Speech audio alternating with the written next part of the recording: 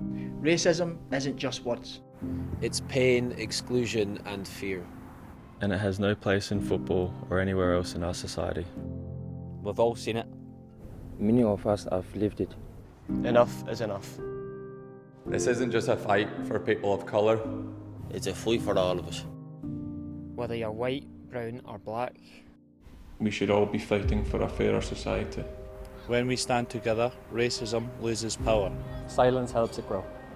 Being not racist isn't enough. We all need to be actively anti-racist. Speak up when you hear a racist joke or racist abuse. At the match or even in your social circle. It's never just banter. Challenge it. Don't ignore it. Football brings people together. It should never be a place for hate. Support your teammates, friends and strangers.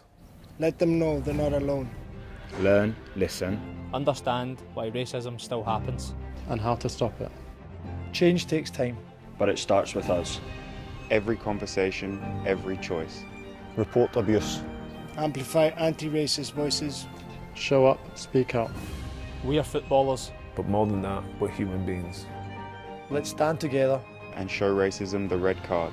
Show racism the red card.